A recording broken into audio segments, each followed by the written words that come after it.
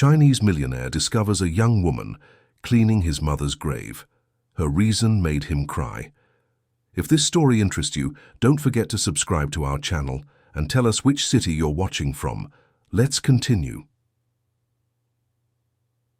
The sun rose majestically over Boston's horizon, illuminating the skyscrapers that cut through the sky like concrete spears.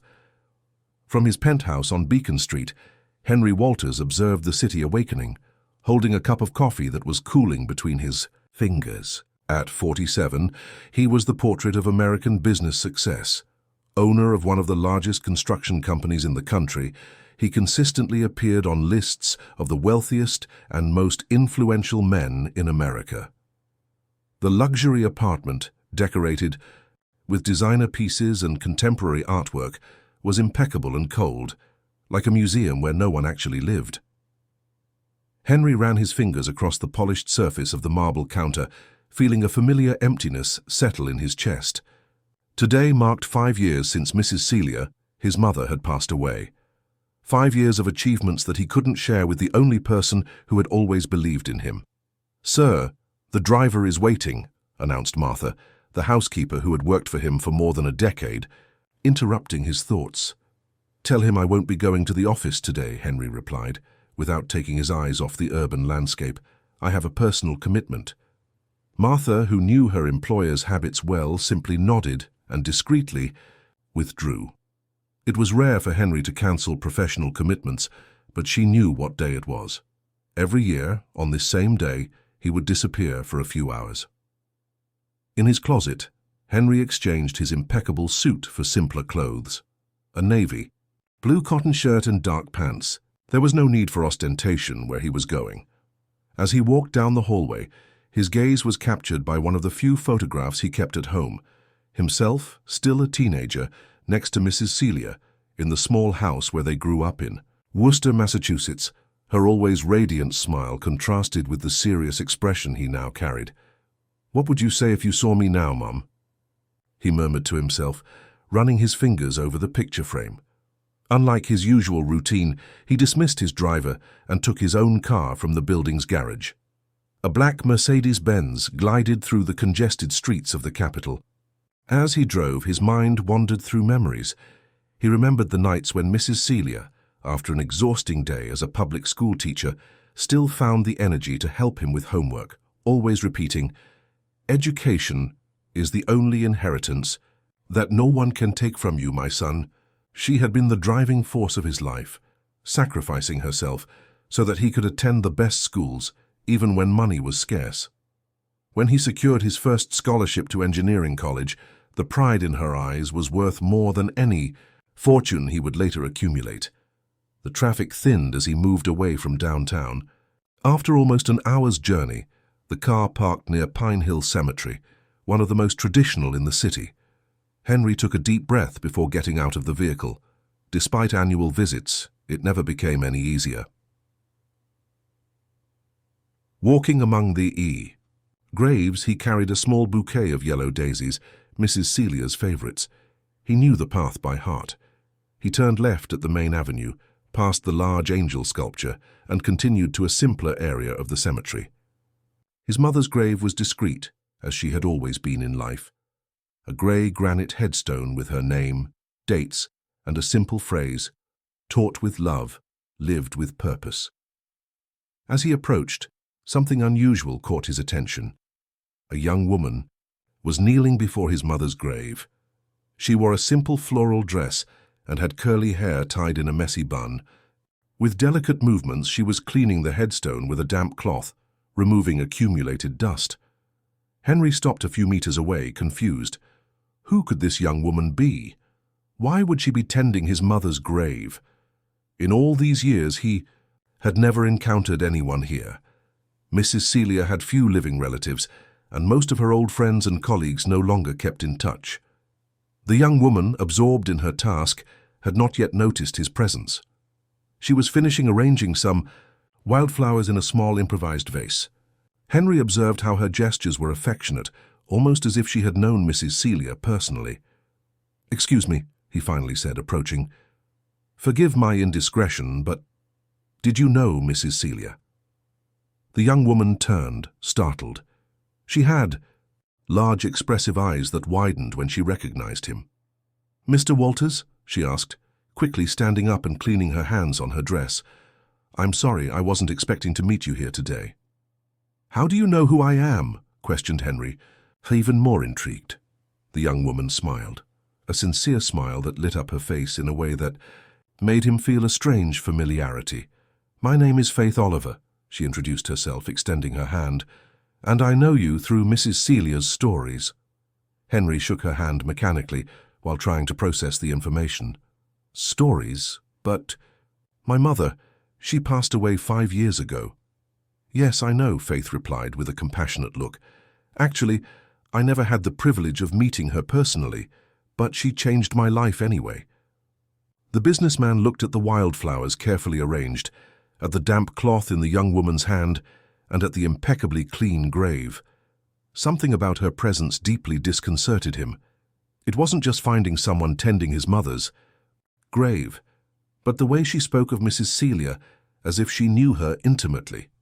"I think I have many questions," he said, running his hand through the grey hair at his temples. "Could you explain better how you know my mother if you never met her?"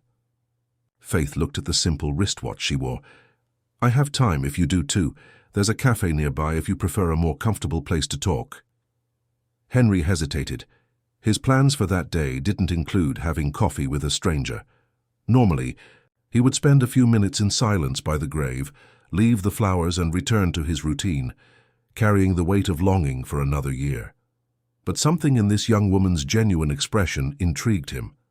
Perhaps it was the way her eyes sparkled when mentioning his mother, or perhaps it was just the loneliness he had carried for so long. "All right," he finally agreed. "I know a quiet place not far from here." He left the yellow daisies next to Faith's wildflowers, made a brief silent pause before the grave, and then they walked side by side out of the cemetery. The parked Mercedes caught Faith's attention, who smiled discreetly. "We can go in my car," offered Henry, opening the passenger door. "It's exactly as she described," murmured Faith, almost to herself.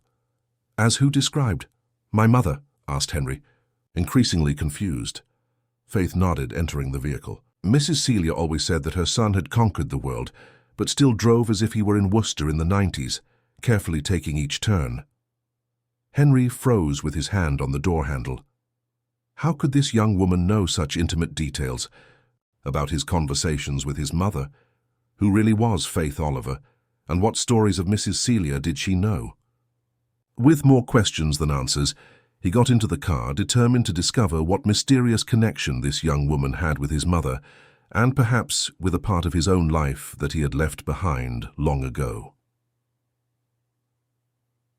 The cafe chosen by Henry was on a tree-lined street, away from the downtown bustle. It was a discreet place, frequented by people who, like him, sought a little tranquility amid Boston's chaos.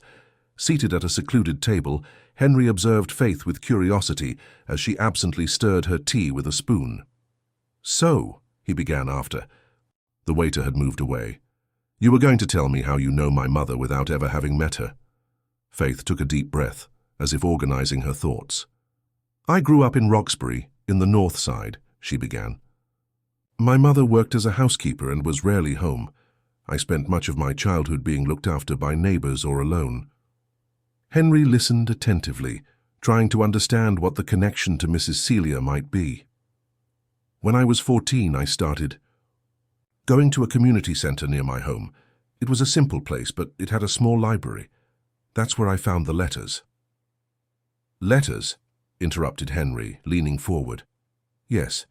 In a donation box among used books, there was a collection of letters written by a teacher named Celia Walters.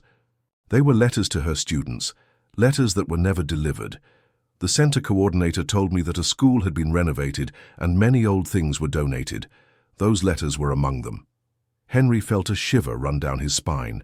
His mother always wrote letters to her students. It was a tradition she maintained at the end of each school year. Each letter was personalized, highlighting the qualities and potential she saw in each student. "The letters were so full of wisdom and warmth that I started reading them daily," continued Faith. Even without knowing the recipients, those words touched me deeply. It was as if Mrs. Celia was speaking directly to me. She paused, taking a sip of tea. At a time when I was thinking about dropping out of school, I found a specific letter that talked about perseverance.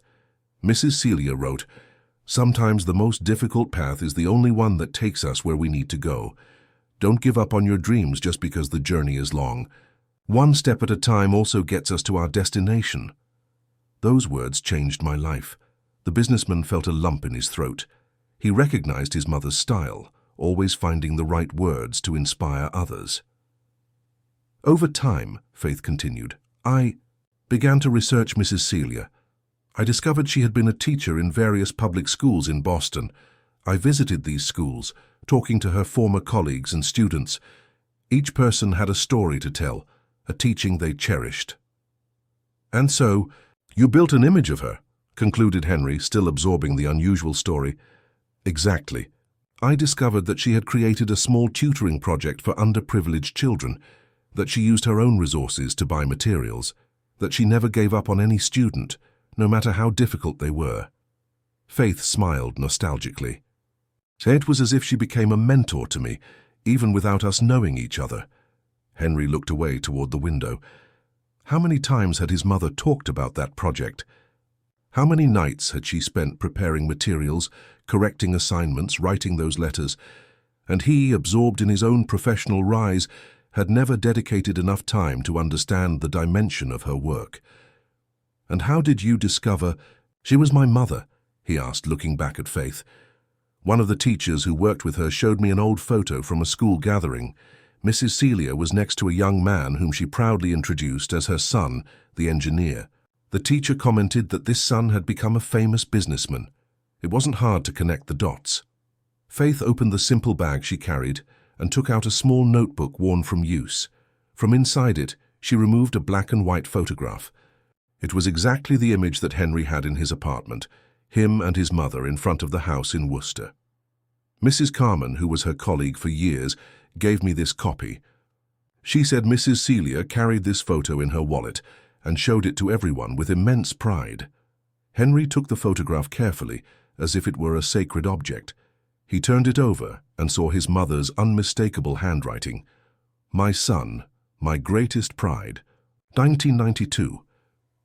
"When I discovered she had passed away," continued Faith, "I felt an inexplicable sadness, as if I had lost someone very close.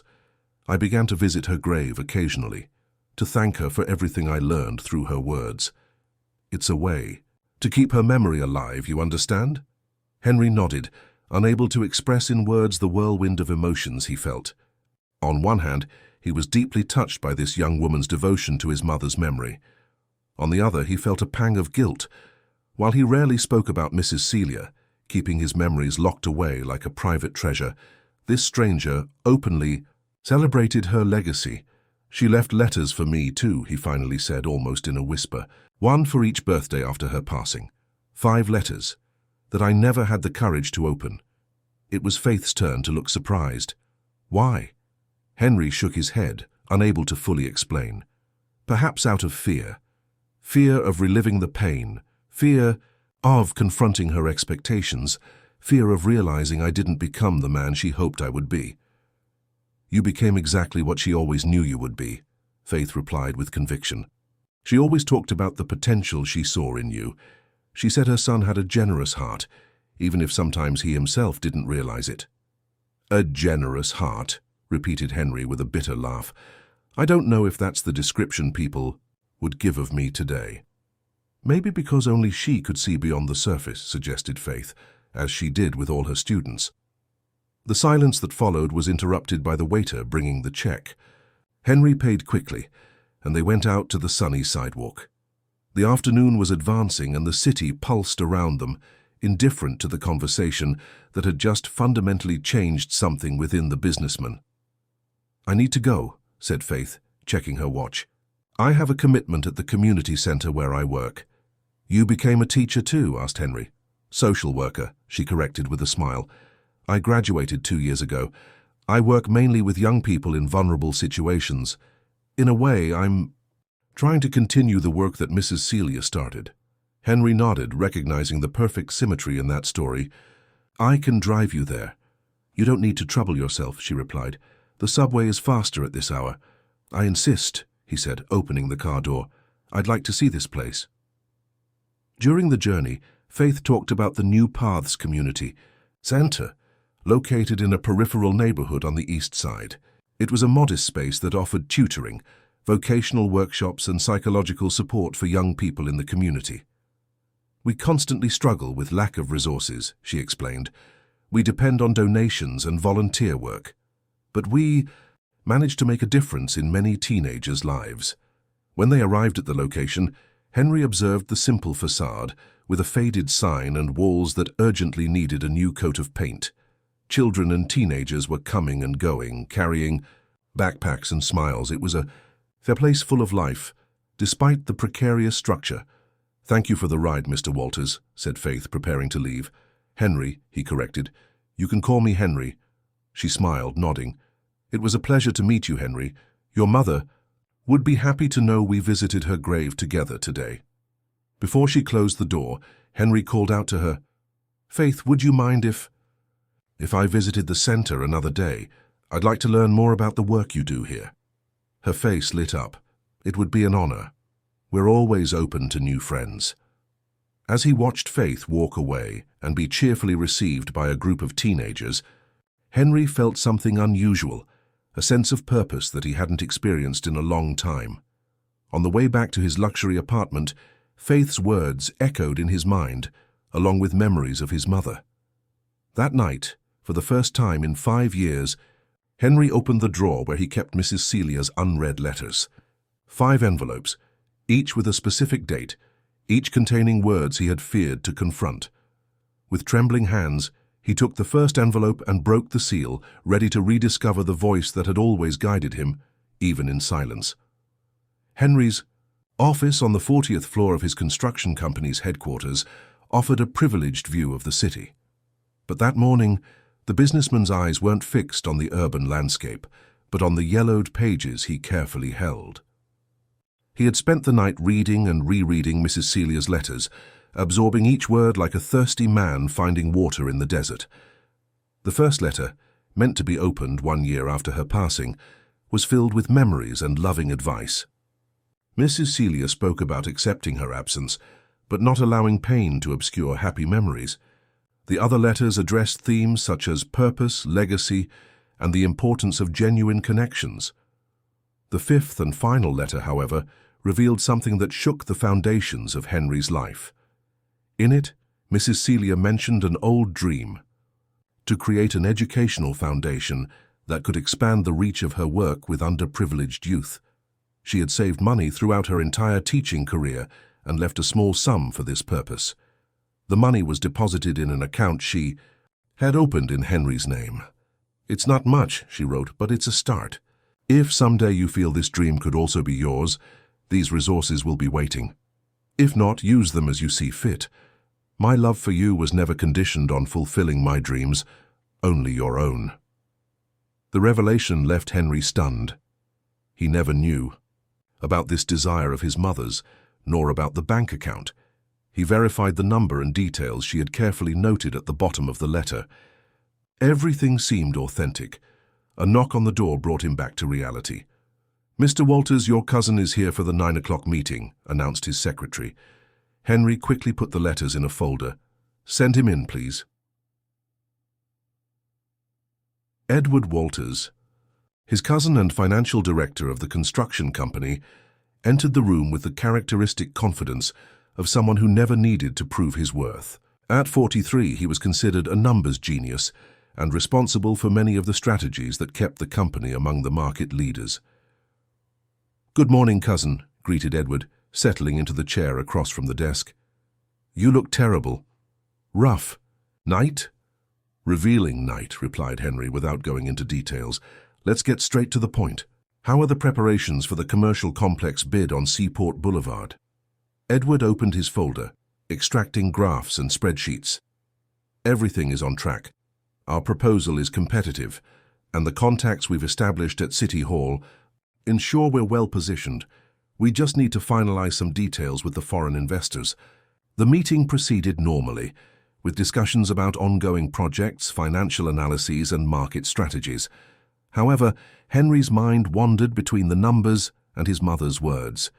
Something had fundamentally changed within him since meeting Faith at the cemetery. "Are you really present today, Henry?" questioned Edward, noticing his cousin's distraction.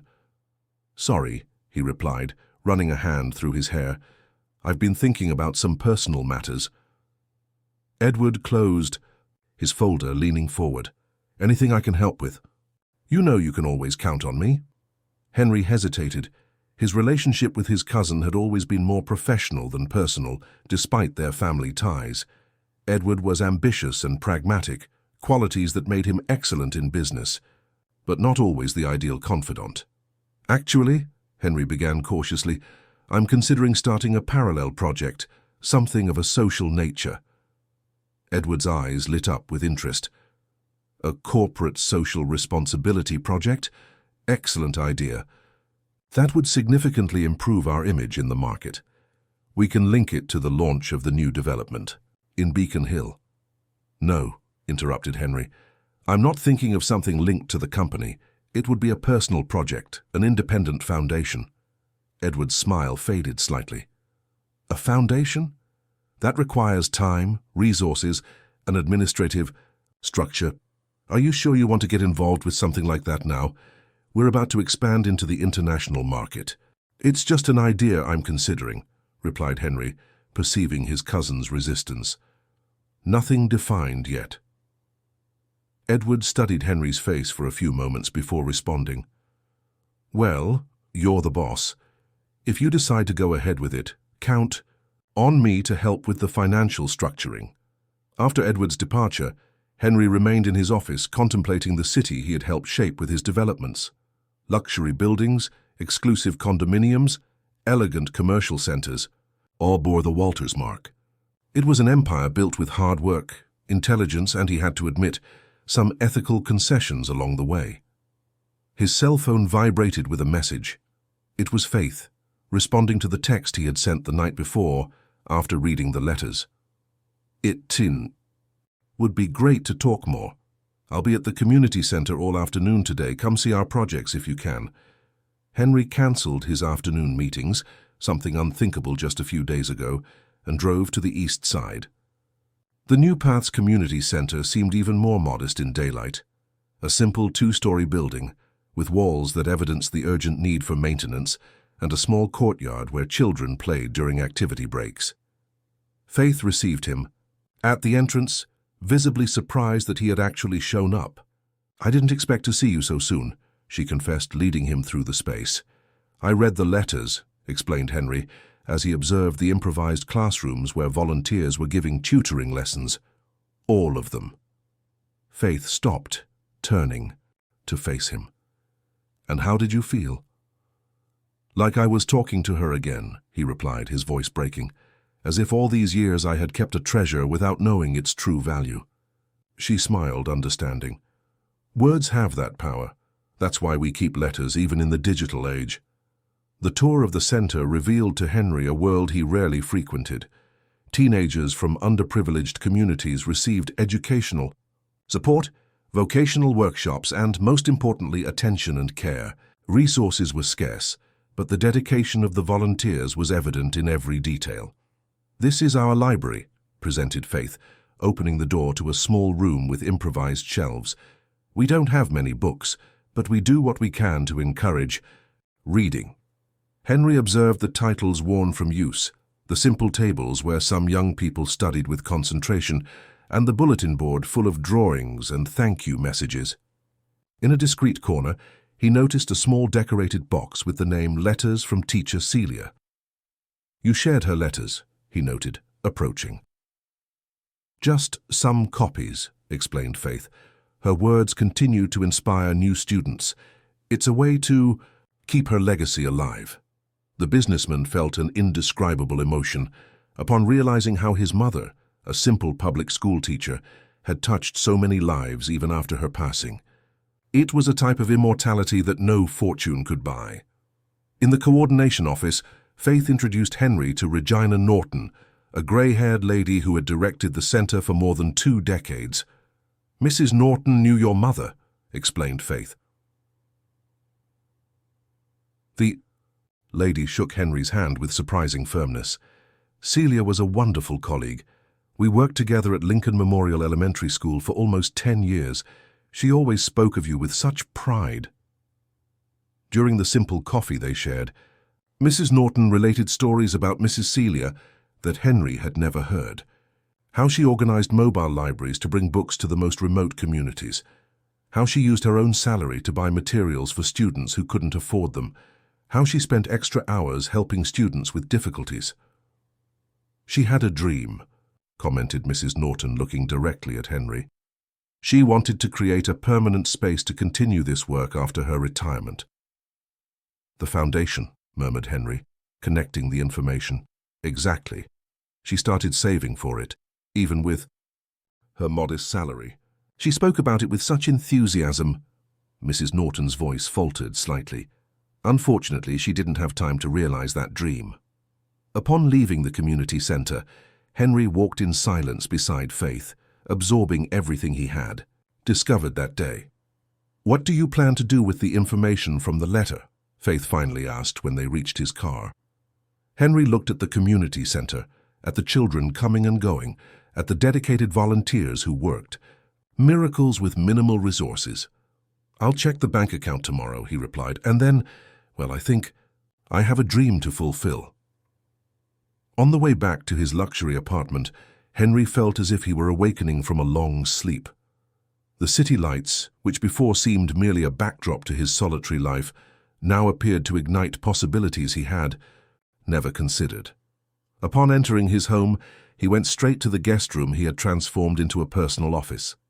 He opened his laptop and began researching the process of creating educational foundations. The hours passed as he took notes, visited similar project websites, and drafted an initial outline. When the sun began to rise on Boston's horizon, Henry had before him the first draft of what could become his mother's dream, the Celia Walters Educational Foundation, a space dedicated to offering educational opportunities for young people in vulnerable situations. Exhausted, but with a serenity he hadn't felt in years, Henry finally fell asleep in his chair, with Mrs. Celia's letters carefully arranged on the desk and a peaceful smile on his face. The Federal Reserve Bank was surprisingly empty that Monday morning. When Henry presented the necessary documentation to access the account mentioned in Mrs. Celia's letter, after routine verifications and a long wait, the manager returned with a folder containing the statements. "Mr. Walters, the account is active.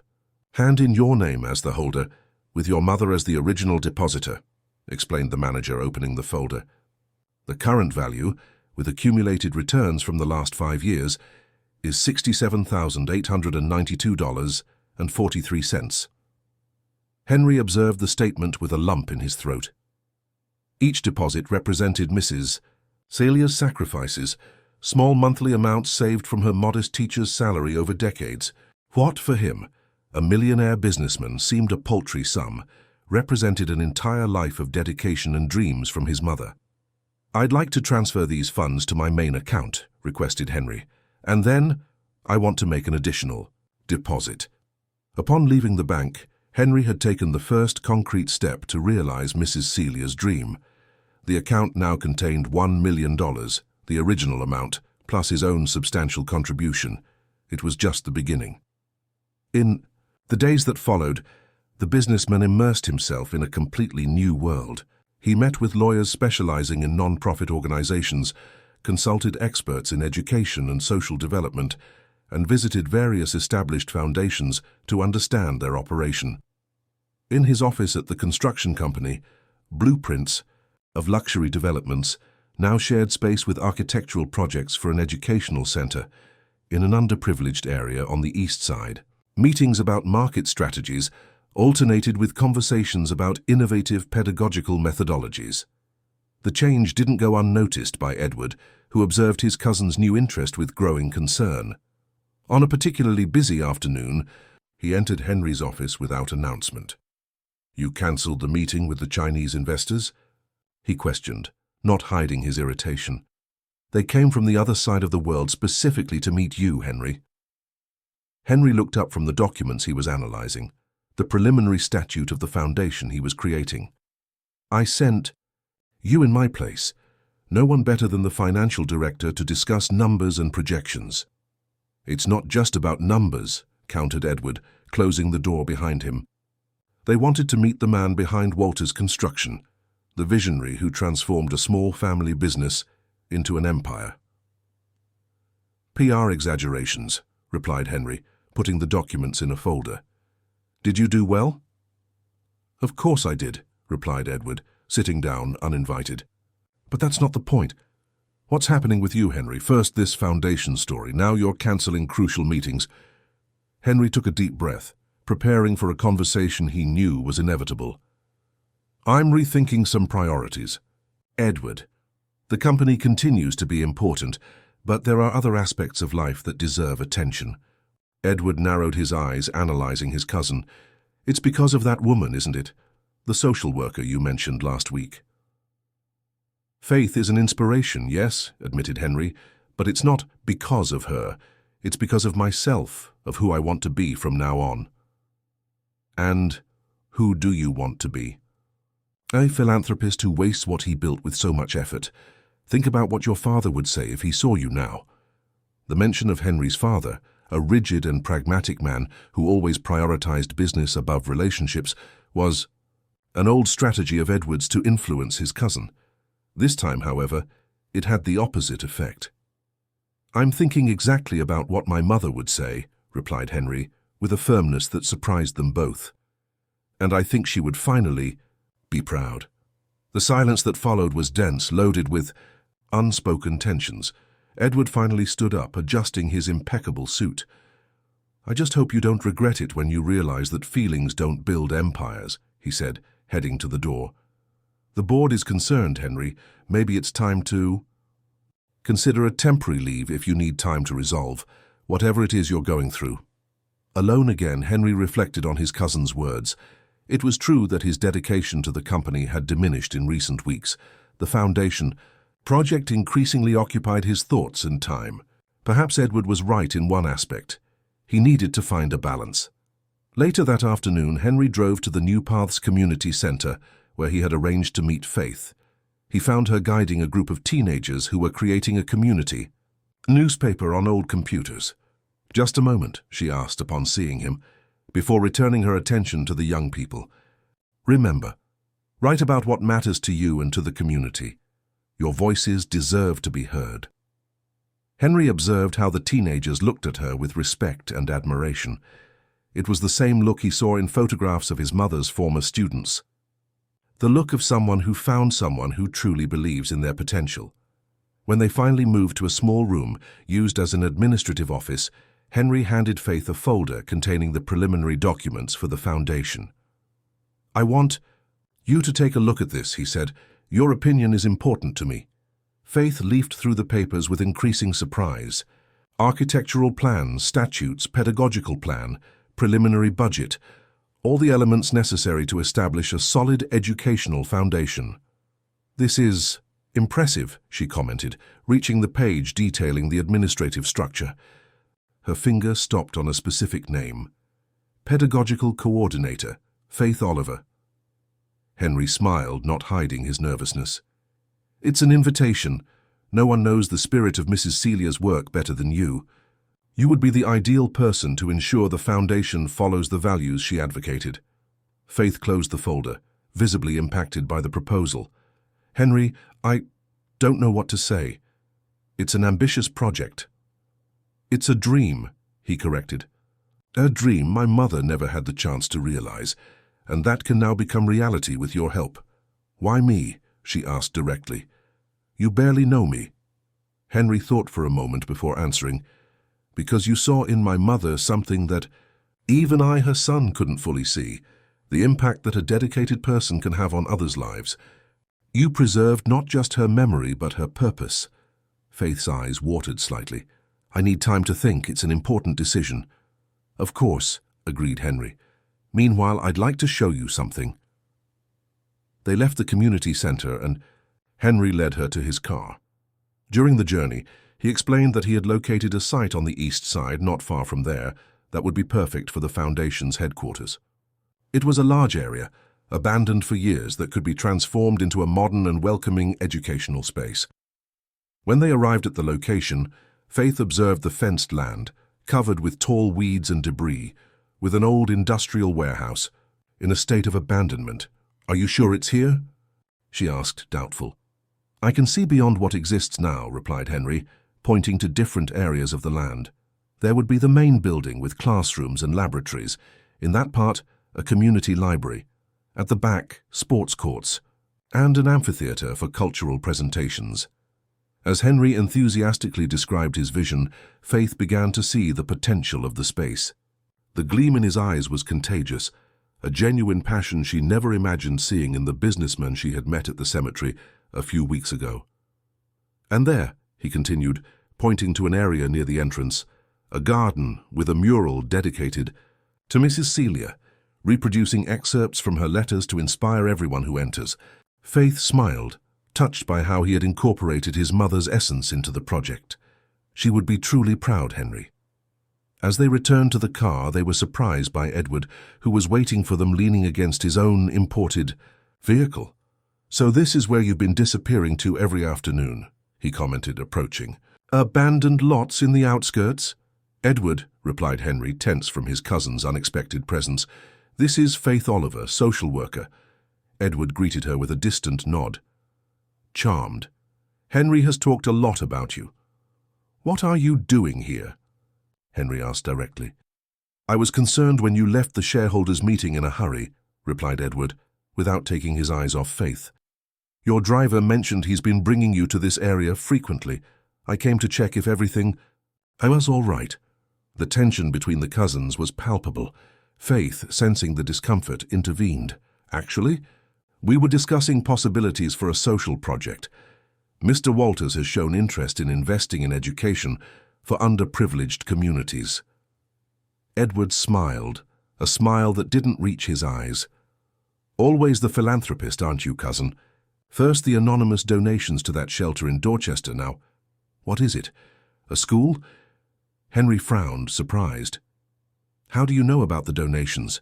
I never mentioned that to anyone." "I'm the company's financial director, remember?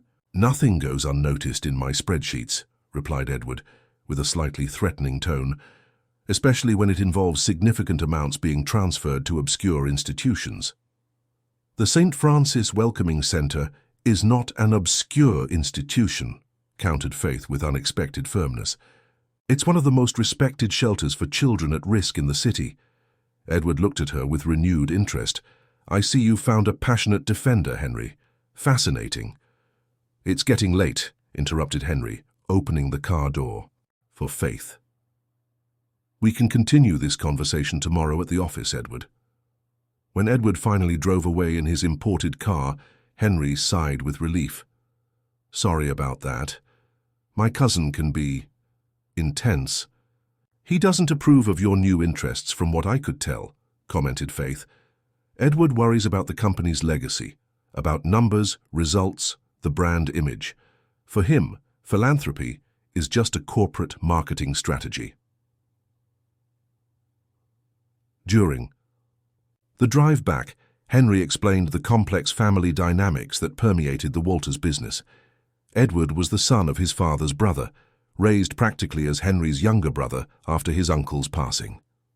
They grew up together, studied at the same schools, and eventually took over the small family construction company, transforming it into an empire. "He's brilliant with numbers and strategies," admitted Henry. "But we have different views on the purpose of wealth and success." As they said goodbye in front of the community center, Faith held the folder with the foundation documents against her chest. "I'll analyze it carefully. And Henry, thank you for trusting me with this." He nodded, feeling a connection that transcended professional partnership. There was something in Faith's presence that made him want to be a better version of himself, as if through her he could reconnect with values he had left behind in his climb to success. That night, in his luxury apartment, Henry couldn't sleep. Edward's words echoed in his mind, mixing with excerpts from Mrs. Celia's letters and with the image of Faith hopefully observing the abandoned lot. He was at a crossroads, and for the first time in many years the easiest path didn't seem to be the most appealing. The news spread quickly through the corridors of Walters Construction. Henry had requested an extraordinary meeting with the board of directors. Whispers among employees increased each day, fueled by speculation about possible mergers, acquisitions, or even the sale of the company. No one, however, could predict the true reason for that meeting. On the morning of the meeting, the conference room on the top floor was impeccably prepared. 10 directors occupied their usual places at the long mahogany table, with Edward strategically positioned to the right of the empty chair at the head, Henry's place. "Does anyone know what this is about?" asked Marcia Jenkins, marketing director, nervously adjusting her red-framed glasses. "Probably the international project," replied Richard Taylor, operations director. "I heard the Chinese were impressed with our proposal." Edward remained silent, his eyes fixed on his tablet, pretending to review documents while his mind buzzed with theories. In recent weeks, Henry had become increasingly distant from the company's daily operations, delegating important decisions and disappearing for entire afternoons without explanation. The discreet investigations Edward conducted revealed frequent visits to the East Side, meetings with lawyers specializing in foundations, and, more worryingly, substantial transfers of personal resources to a new account. The door opened and Henry entered, surprising everyone not only by being accompanied by an unknown young woman, but also by his informal attire, blue shirt without a tie and dark blazer, in contrast to the impeccable suits he always wore on formal occasions. "Good morning, everyone," he greeted, indicating that the young woman should sit in a chair near the wall outside the main table. "Thank you for your presence at this last-minute meeting." Edward cast an inquisitive look at Henry's companion, recognizing her as the social worker he had met days before. "Before we begin," continued Henry, remaining standing, "I'd like to introduce Faith Oliver, who kindly agreed to join us today. Faith is a social worker and project coordinator at the New Paths Community Center." The directors exchanged confused looks. What would a social worker be doing in a strategic meeting of the construction company? "I called this meeting," Henry proceeded, now placing his hands on the table, "to communicate 2 important decisions I've recently made. The first concerns my position in the company." The tension in the room increased considerably. Edward straightened in his chair, alert.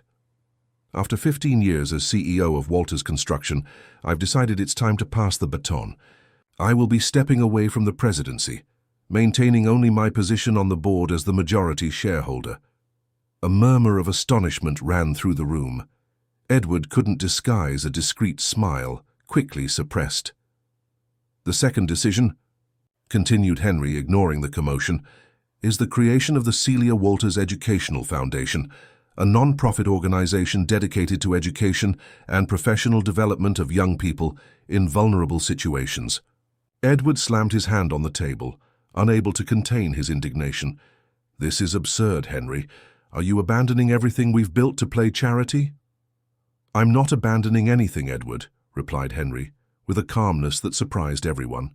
"I'm expanding our horizons.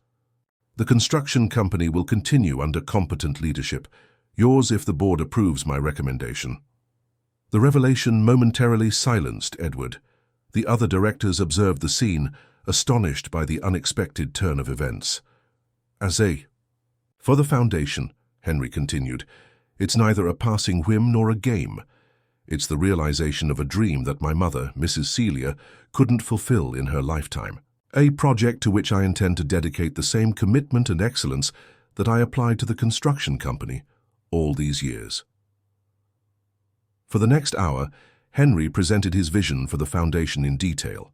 He showed architectural plans for the educational complex that would be built, explained the administrative structure, the innovative pedagogical plan, and finally, the financing mechanism that would ensure the project's sustainability. The foundation will initially be funded by the fund my mother started, plus a personal donation from me. But I also have a proposal for the construction company, he explained, projecting a slide with numbers. I suggest creating a corporate social responsibility program that would allocate 2% of the annual net profit to educational projects, starting with the Celia Walters Foundation. Edward could no longer contain himself. Have you gone mad? You want to divert company resources to your personal project? The shareholders will never approve this. Actually, intervened Marcia Jenkins, the marketing director, from a corporate image standpoint, an initiative like this would position Walters as a leader in social responsibility in the construction sector.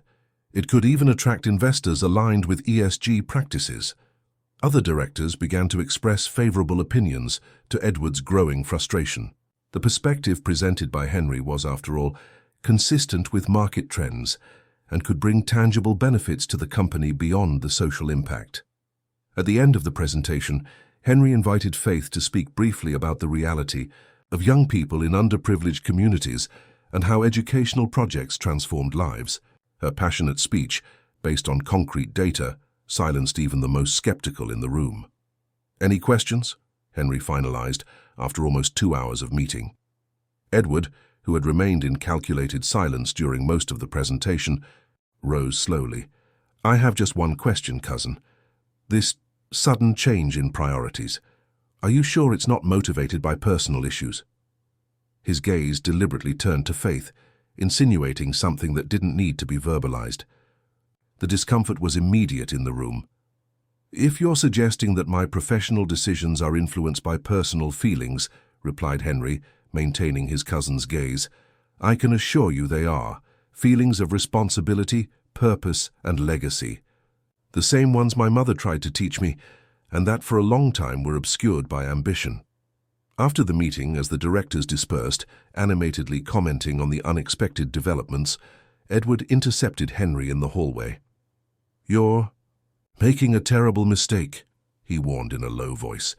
"Your father built this company from nothing, sacrificed everything for it, and now you throw it all away because of some sentimental letters and a pretty social worker?" Henry faced his cousin's accusing look without backing down. "My father built a company. My mother built people. I'm just trying to honor both legacies, Edward. I hope someday you'll understand that." Leaving Edward behind, Henry found Faith waiting in the lobby. Together, they left the imposing headquarters building and walked to a nearby cafe where they could talk with more privacy.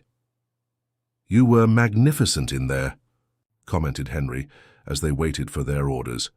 "You even won over old Mendoza, and he's known for not being easily impressed." Faith smiled, still processing the intensity of that morning. "I thought your cousin was going to have a collapse when you announced you were leaving the presidency." "Edward has always seen the company as the center of everything," explained Henry. "For him, success is measured in square feet built and profit per share. He can't comprehend that there are other ways to build a legacy." "And you?" asked Faith, studying him with curiosity. "Are you really prepared for this radical change in your life?" Henry contemplated the question for a few moments. "You know, in recent years, each new development, each new sales record, each new achievement, everything seemed increasingly less significant. It was like climbing an endless mountain, always out of breath, always exhausted, never really appreciating the view. And now?" she insisted. "Now I feel like I'm finally building something that will last beyond concrete and steel, something my mother would recognize as valuable." The coffee arrived, momentarily interrupting the conversation. As she absently stirred her cup, Faith seemed contemplative. "I've made a decision," she finally said. "I accept the invitation to coordinate the Foundation's pedagogical project." Henry's face lit up. "Are you sure? I know it's a significant change in your career." "Actually, it's a natural continuation," she explained. "At the community center, we've always worked with limited resources, serving a restricted number of young people. With the foundation structure, we'll be able to expand that impact exponentially." They enthusiastically discussed the next steps: finalizing the purchase of the land, beginning the space adaptation works, recruiting educators, elaborating the detailed pedagogical program. They were so absorbed in the conversation that they hardly noticed the passage of time until Faith's cell phone rang, reminding her of a commitment at the community center. "I need to go," she said, checking her watch. "We have a presentation by the teenagers in the theater project this afternoon. Would you like to come? It would be a good opportunity to better understand the work we already do before we expand with the foundation." Henry readily accepted. During the journey to the community center, they talked about the young people served by the current project, their stories, challenges, and potential. Faith spoke of each teenager with deep knowledge and evident affection, reminding Henry of the way his mother referred to her students. The improvised theater in the community center's multi-purpose hall was full. Families, friends, and community members occupied the simple chairs arranged in rows. A small stage, set up with wooden platforms and curtains of inexpensive fabric, hosted the modest but meaningful production. The play, written by the teenagers, themselves portrayed the challenges of growing up in the periphery, seemingly unattainable dreams, and the search for opportunities in an unequal society. Henry, seated next to Faith in the last row, observed with wonder the transformation of the young people on stage, some of whom he had already met in previous visits. "That's Raphael," whispered Faith, pointing to a tall young man who played the protagonist with surprising poise. When he arrived here 2 years ago, he could barely make eye contact or speak in public. Theatre completely changed his self-confidence. At the end of the presentation, during the enthusiastic applause, Henry noticed something that deeply moved him. On the back wall of the hall, a mural with photographs of projects carried out by. The center included an already familiar image, his mother, Mrs. Celia, surrounded by smiling children in an improvised library. "It's her," he commented, indicating the photograph to Faith. "Yes," she confirmed with a smile. That was the first mobile library she organized in 1998. Many of our methods are still inspired by the projects she developed. At that moment, observing his mother's living legacy in that simple and welcoming space, Henry was absolutely certain he was on the right path. The Celia Walters Foundation would not just be a philanthropic project or a way to appease his conscience. It would be the natural continuation of work initiated decades earlier by a dedicated teacher who believed in the transformative power of education. As the young actors received the emotional congratulations from the audience, Henry envisioned the future. Hundreds of teenagers like these having access to quality education, real opportunities, and, most importantly, the confidence that their dreams were not unattainable. A future his mother had dreamed of, and that now finally was within reach. "She would be very proud," said Faith, as if reading his thoughts. "Not just of the foundation, but especially of you." Henry nodded with a lump in his throat. "There's still a lot of work ahead." "And we'll be together in this journey," she replied, her eyes reflecting a serene confidence that calmed the businessman's restless heart. As he left the community center that night, Henry knew his life had irrevocably changed. The path he had chosen would not be easy.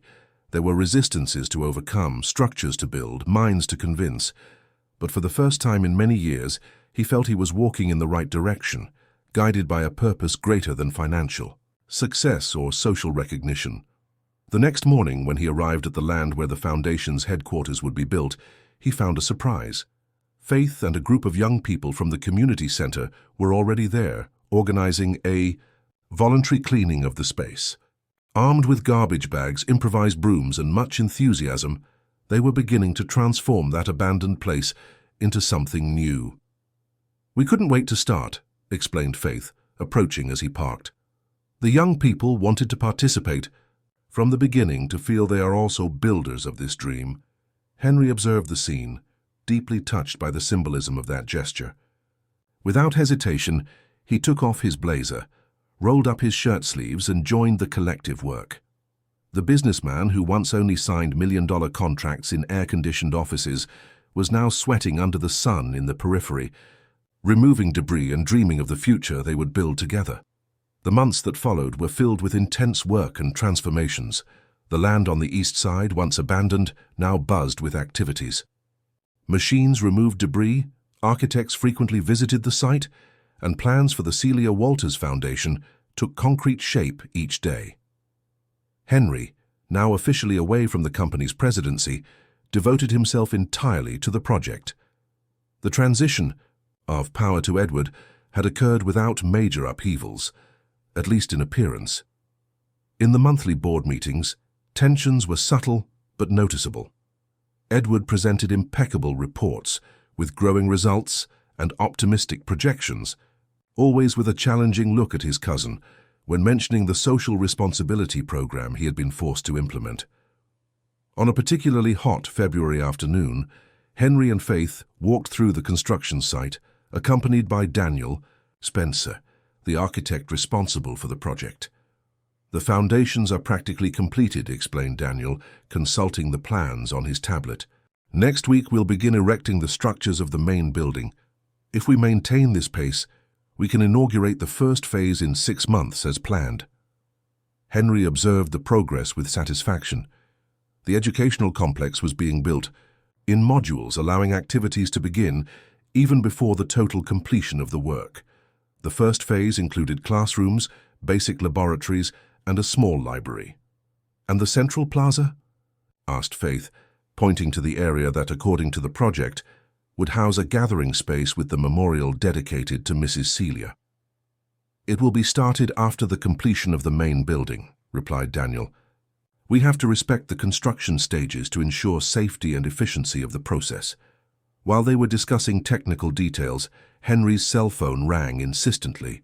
It was Martha, his housekeeper, calling for the 3rd time that afternoon. "Excuse me," he said, stepping away to answer. "Martha, what's happened?" The voice on the other end sounded alarmed. "Mr. Henry, the apartment? There was a problem with the electrical system. The firefighters are here. No one was injured, but there's considerable damage." Henry felt a tightness in his chest. "I'm heading there now." He quickly explained the situation to Faith and Daniel before departing. On the way to his apartment on Beacon Street, he called the insurance company and the building manager, trying to better understand what had occurred. The information was vague. Apparently, a short circuit in the electrical system had caused a small fire, quickly controlled by the firefighters. Upon arrival, he found his floor cordoned off, with technicians from the electric company and fire department investigators assessing the damage. Martha was waiting in the lobby, visibly shaken.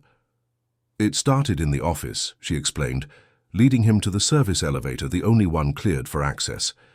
"When I noticed the smoke, it had already spread to the adjacent rooms. The apartment, normally impeccable, was unrecognizable. Henry's personal office, where he kept important documents, including Mrs. Celia's letters, was the most affected. Charred furniture, destroyed papers, melted electronic equipment. The sight was devastating." "The letters," he murmured immediately, heading to the drawer where he kept them. The furniture was partially burned, but the metal box where Henry had placed the letters after reading them had resisted the fire. With trembling hands, he opened it, finding the precious documents intact. "Thank God," he sighed, relieved. One of the investigators approached, introducing himself as a fire investigator. "Mr. Walters, we found something unusual at the origin of the fire. We'd like you to take a look." In the office, the technician pointed to what remained of an outlet near the desk. "The fire started here, but it doesn't seem to have been a natural short. There are indications of manipulation." "Manipulation?" repeated Henry, confused. "Someone may have deliberately caused the short circuit," explained the investigator. "We'll investigate further, but I recommend caution. Do you have any adversaries, someone who might want to harm you?" The question hung in the air as Henry processed the disturbing information. Could it be possible that someone wanted to sabotage not just his apartment, but specifically his personal office, where he kept the foundation documents and his mother's letters? After the investigators and firefighters left, Henry remained. In the damaged apartment, trying to catalogue what had been lost. Martha was helping him, separating what could be salvaged. It was then that his cell phone rang again. It was Faith. "Henry, are you all right?" she asked, concern evident in her voice. "I'm fine, but the apartment—" he began, interrupting himself when hearing the commotion in the background of the call. "What's happening there?" Faith's response left him cold. There was a problem at the construction site. Someone vandalized it during the night. The machines were damaged, materials destroyed. You need to come see this. 2 hours later, Henry was back at the foundation's site, contemplating the destruction in dismay. Heavy equipment had wires cut, bags of cement had been opened and exposed to the previous night's rain. Tools were scattered and broken. On the EIAP newly erected wall of what would be the main building, a message painted in red. "Go back to your mansion, rich boy." "Who would do something like this?" asked Faith by his side. Henry shook his head, trying to process the 2 attacks on the same day. "I don't believe in coincidences, Faith. This and the fire in my apartment, someone is trying to stop us." "But who would oppose an educational project?" she insisted. "Someone who doesn't want me to step away from traditional business." Answered thoughtful, or someone who fears the impact the foundation might have. Daniel approached after evaluating the damage to the structures already built. "The good news is that the foundations weren't compromised. The bad news is that we've lost at least 2 weeks of work, not counting the cost of the damaged equipment." "Arrange whatever is necessary to resume construction as quickly as possible," instructed Henry. "I'll strengthen the security of the site. Cameras, 24-hour guards, complete lighting." As Daniel moved away to make calls, Henry noticed that Faith was observing the graffiti with a concerned expression. "What is it?" he asked. "This message," she began hesitantly. "It doesn't seem like something the community would do. People here are excited about the foundation, about the opportunities it will bring." "You think it might be an attempt to simulate community resistance?" he questioned, following her line of reasoning. "Exactly. Someone wanting to create the impression that the neighborhood rejects the project, when it's actually just the opposite." The suspicion grew in Henry, but he needed more information before pointing fingers. That night, after ensuring that the site's security would be immediately reinforced, he drove to the home of George Riley, an old friend of his father who now held a position on the construction company's board. George, a 70-year-old gentleman who had maintained his elegance and lucidity despite his advanced age, received Henry in his apartment in Back Bay. "Twice in 1 week?" joked the gentleman, serving whiskey for both. "The last time you visited me this frequently was when you needed advice about the expansion to the south." "I need your perspective, George," admitted Henry, accepting the drink. "You know the company from the inside. You know the people. Has anyone been strongly against my stepping away or against the foundation?" George reflected for a moment, his experienced eyes studying the tense face of the young man he had watched grow up. "Edward has expressed concerns, naturally. He thinks you're wasting resources and prestige, but I don't believe he would go as far as sabotaging your project." "And the other directors, investors?" "Most see the foundation as an eccentricity, of yours but harmless. Some even appreciate the social responsibility aspect, but—" George paused as if pondering whether he should continue. "But," encouraged Henry, "there are rumors that Edward is secretly negotiating with the Miller Group, a possible merger that would dilute your shareholding and potentially reduce your influence on the board." The revelation hit Henry like a punch. The Miller Group was known for aggressive acquisition practices and for their strictly financial view of business. A merger under these conditions would certainly threaten not just his position in the company, but also the commitment to support the foundation. "He can't do that without my approval," protested Henry. "I'm the majority shareholder." "For now," replied George significantly. "But if he manages to convince other board members, create a narrative that your distraction with philanthropic projects is harming the company, well, you know the corporate game." On the way back, temporarily staying at a hotel while his apartment was being restored, Henry called Faith. He needed to share his suspicions, and more importantly, devise a strategy to protect the foundation.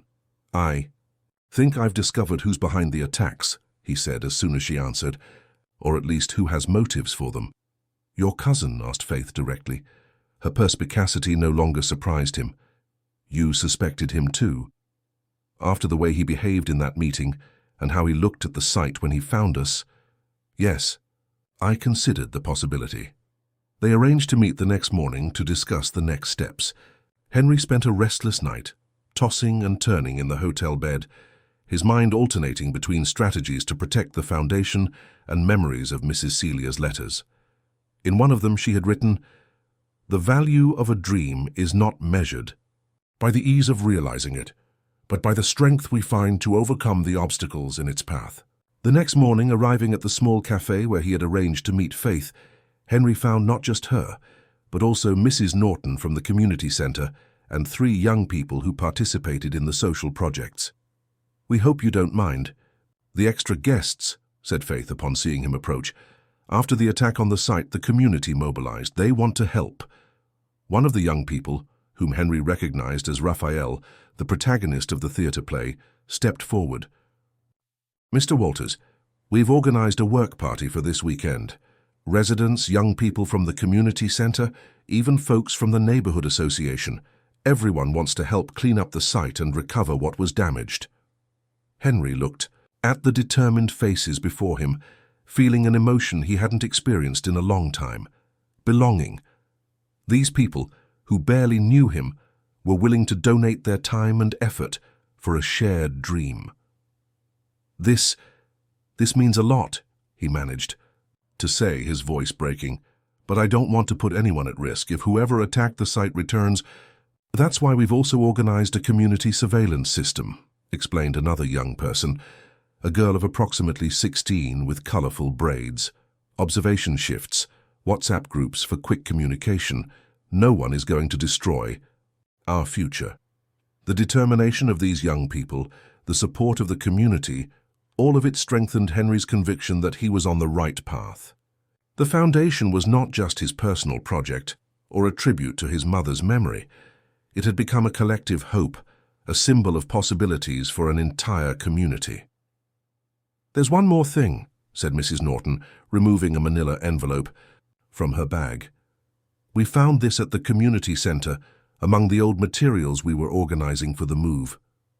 Inside the envelope were photographs yellowed by time, newspaper clippings, and a notebook of notes, all related to Mrs. Celia and her educational projects over the years. "Your mother kept meticulous records of everything she did," explained the lady. "We thought you might like to have this. It could be useful for the memorial at the foundation." Henry leafed through the notebook with reverence. His mother's careful handwriting filled page after page with lesson plans, pedagogical reflections, names of students, and observations about their progress. On the last page, he found something that left him breathless: an initial sketch of what she called the Educational Opportunities Center, surprisingly similar to the project he was now developing. "She really planned all this," he murmured, showing the drawing to Faith. "It wasn't just a vague dream. She had a concrete plan." "And now you're realizing that plan," replied Faith with an affectionate smile. "With some contemporary improvements, of course." Strengthened by the unexpected support and the discovery of his mother's original plans, Henry made a decision. He would not allow threats or sabotage to divert him from that purpose. It was time to directly confront Edward and protect not just his personal project, but also his family's legacy in the construction company. As he left the cafe, accompanied by that small army of unlikely allies, Henry knew that the battle for the Celia Walters Foundation was just beginning. But now he wasn't fighting alone, and that made all the difference. The morning of the big day dawned with a surprisingly blue sky over Boston, as if nature itself wanted to celebrate. The inauguration of the Celia Walters Foundation. The past 6 months had been an emotional roller coaster of challenges, but finally the dream was about to materialize. The educational complex, which before was just an abandoned lot in the periphery, now displayed a modern and welcoming facade. The main building, with its large windows and sustainable design, housed classrooms equipped with cutting-edge technology, science and computer labs, and a library that already contained thousands of volumes donated by partner universities and publishers. Henry arrived early, wanting to have a few moments of tranquility before the official ceremony. He parked his car, no longer the luxurious Mercedes, but a more discreet and functional model, and walked slowly through the campus. Every detail had been thoughtfully considered. Gardens with native species, benches strategically positioned to encourage conversations, artwork produced by local artists decorating the corridors. In the center of the complex, the plaza housing the memorial dedicated to Mrs. Celia waited covered by a large white cloth, ready to be revealed during the ceremony. It was the symbolic heart of the foundation, the space that would connect the past represented by his mother to the future embodied by the young people who would study there. "I thought I'd find you here," said a familiar voice behind him. Faith was approaching, radiant in a simple but elegant turquoise dress, carrying a folder with the final details of the event. In recent months, their partnership had deepened, transforming into a solid friendship based on mutual respect and shared purposes. "I couldn't wait at home," Henry confessed. "I needed to see everything one last time, ensure it's perfect." "It's beyond perfect," she assured him, looking around with evident pride. "The first guests are already arriving. The press too. 3 TV stations, 2 major newspapers, and several news portals. Media attention was expected. The story of one of the country's most successful businessmen abandoning the helm of his company to dedicate himself to a social project had all the elements that fascinated the public. Some outlets treated Henry as a visionary philanthropist. Others speculated about personal crises or disguised marketing strategies. It hardly mattered.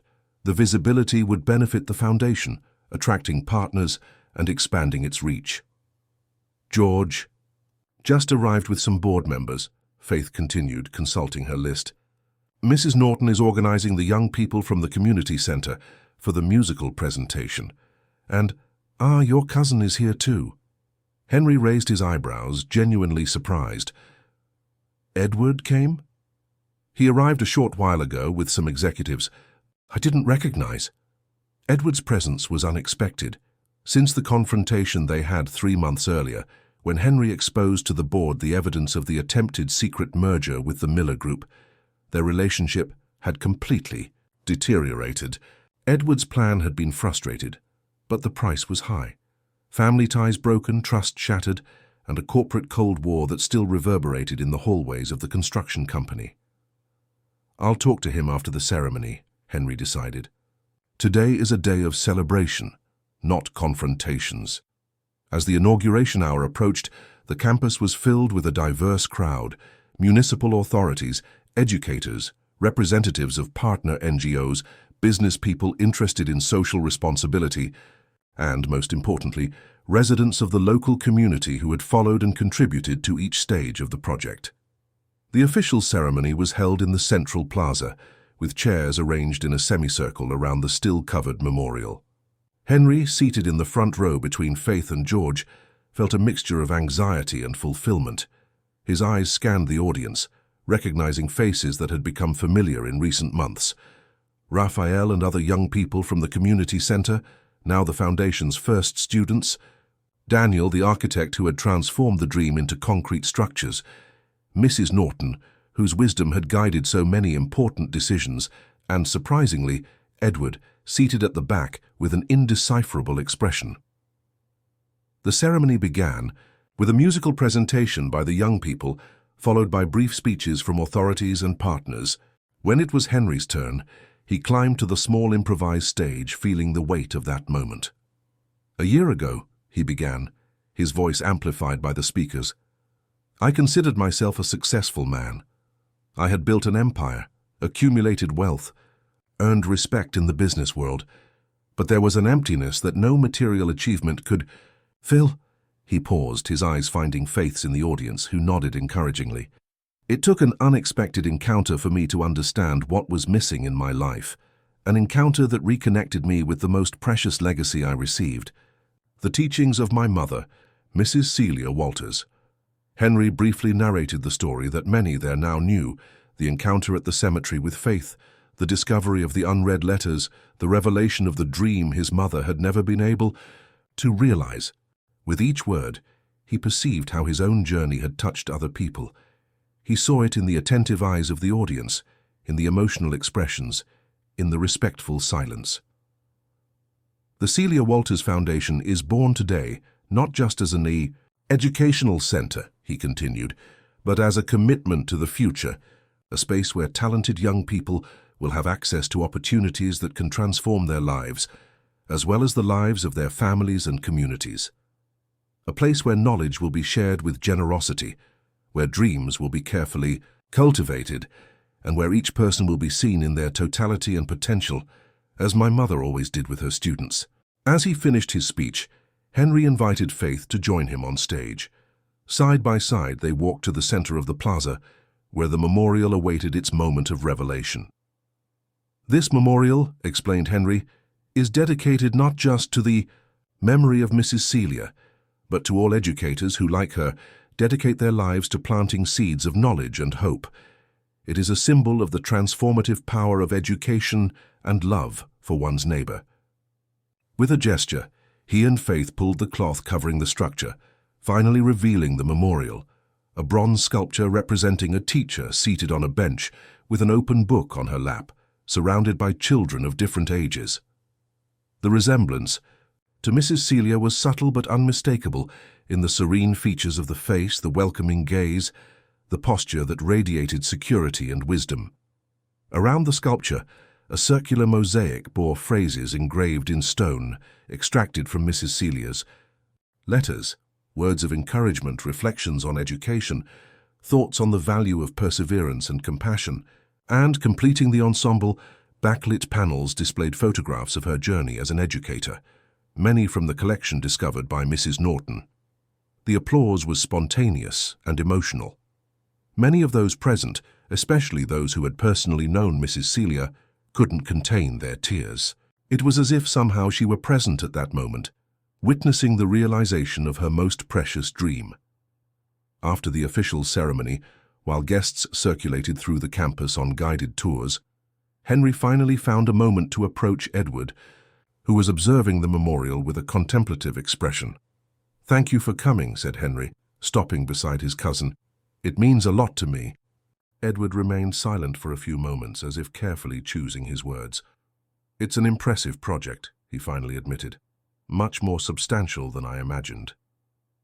"You could have participated from the beginning," replied Henry, with no accusation in his voice. "There was always space for you in this dream."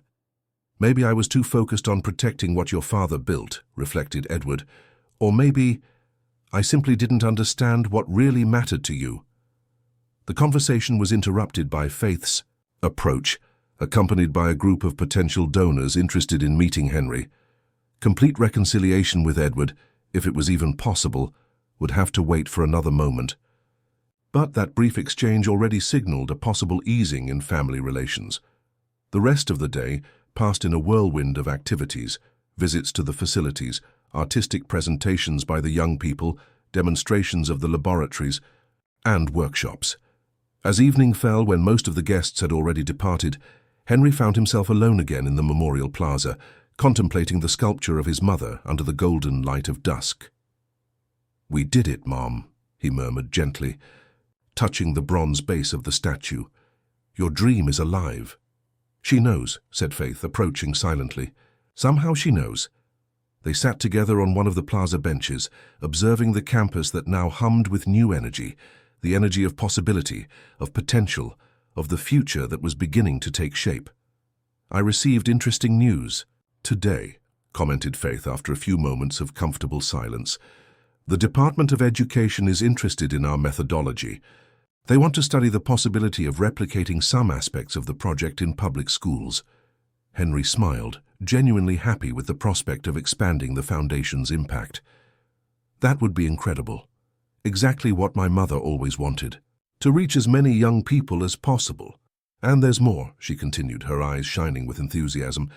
3 large companies, competitors of your construction company, contacted us wanting to establish partnerships.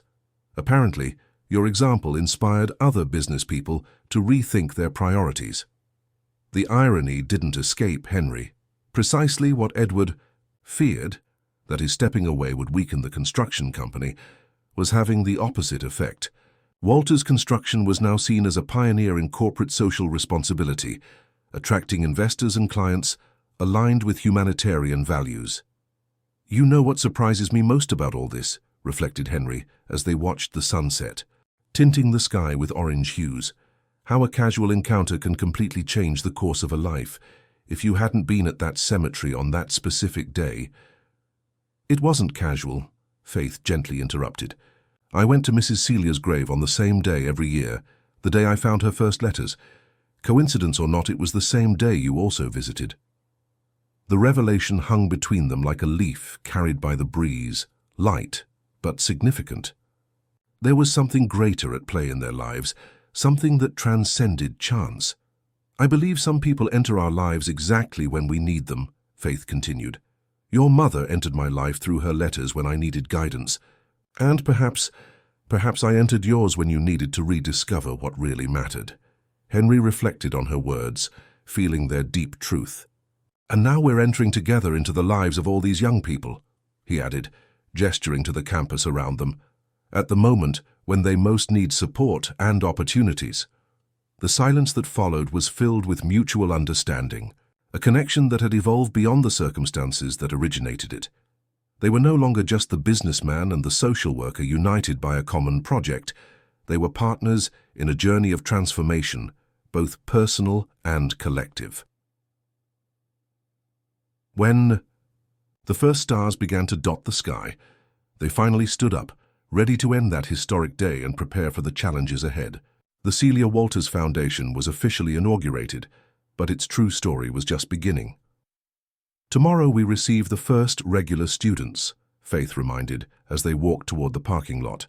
100 young people full of dreams and expectations. And we'll be here to receive them, replied Henry, with the quiet certainty of someone who had finally found his purpose, as my mother would have done. As they left the campus, they cast a last look at the illuminated memorial in the central plaza, a beacon of bronze and light that symbolized not just the honored past, but mainly the future they were helping to build. A future where true value would not be measured in figures or possessions, but in the positive impact on the lives of others. In the weeks that followed, the foundation quickly established itself as a center of educational excellence and social transformation. The first results were already visible in the renewed gazes of young people who previously couldn't envision possibilities beyond their limiting circumstances. Mentoring programs connected successful professionals with talented students, creative workshops revealed unexplored artistic talents, and the Social Innovation Laboratory incubated projects developed by the students themselves to solve problems in their communities. Henry, although maintaining his role on the construction company's board, dedicated most of his time to the foundation, working side by side with Faith in expanding the programs and establishing new partnerships. The experience had transformed not just his vision of success and purpose, but also his way of relating to the people around him. On a particularly significant afternoon, while observing a group of students presenting urban sustainability projects, Henry received a text message from Edward. I spoke with the board. We unanimously approved the expansion of the Social Responsibility Program. We want to build 3 more foundation units in other peripheral regions. When can we talk about this? The text, simple but loaded with meaning, represented more than an opportunity for expansion. It was a symbol of reconciliation, of recognition of the value of that work, and of the possibility of reuniting the paths that had separated. Upon sharing the news with Faith, Henry couldn't help but smile, thinking about how proud Mrs. Celia would be of that moment. Her legacy, previously preserved only in unread letters and distant memories, now flourished in ways she probably never imagined, touching lives far beyond the classrooms where she taught. And perhaps that was the greatest lesson from that journey, that the true value of a life is not measured by